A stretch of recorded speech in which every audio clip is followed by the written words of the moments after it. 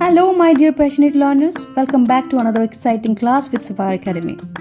As you know, English is not just about words, but about how those words come together to form a meaningful unit. Today, we are going to dive into something very important. Let's move ahead with a very interesting topic, phrases and clauses. By the end of this lesson, you will be able to identify, understand, and solve all the problems related to them. Let's get started. The phrase. Now, what exactly is a phrase? Think about it. Have you ever used a group of words that sounds meaningful but still does not stand as a complete sentence? Yes, that's what we call a phrase. A phrase is a group of words that work together but do not contain subject-verb pair. It gives meaning but cannot stand alone as a complete thought. Let's take the definition of it. A group of words which makes sense but not complete sense is called a phrase. For example, in the park. This is a phrase. Here you can see there is no subject verb. The second one, for a while. This is a phrase and again no subject doing this action. Can you see these group of words are making sense but not complete sense? Hence, they are phrases.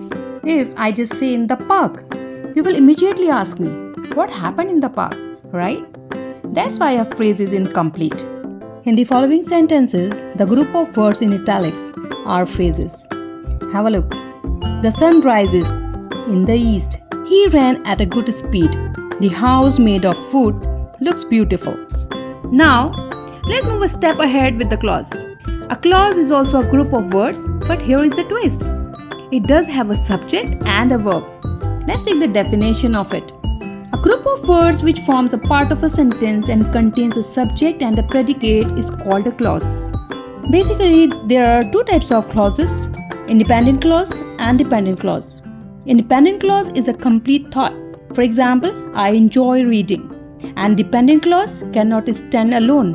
For example, because I enjoy reading. Let's crack this concept with examples. She runs.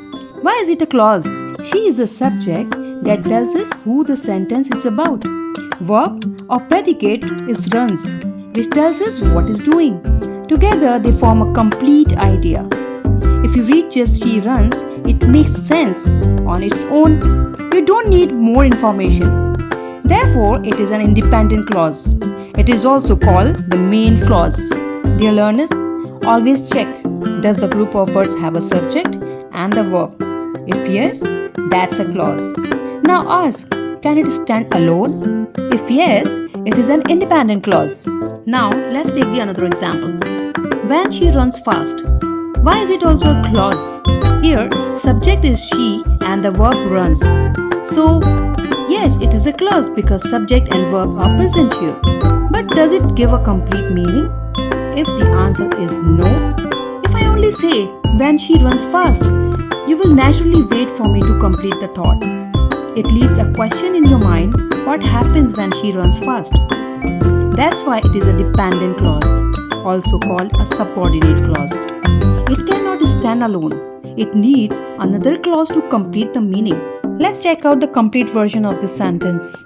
When she runs fast, she wins the race. So, remember the golden tip.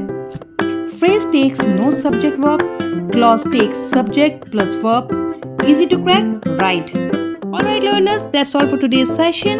I hope this explanation helped you understand the concept well. In the next video, we'll be back with a very interesting topic. So don't forget to like, share and subscribe. Keep learning, keep growing and keep shining. Until then, take care and see you soon. Goodbye.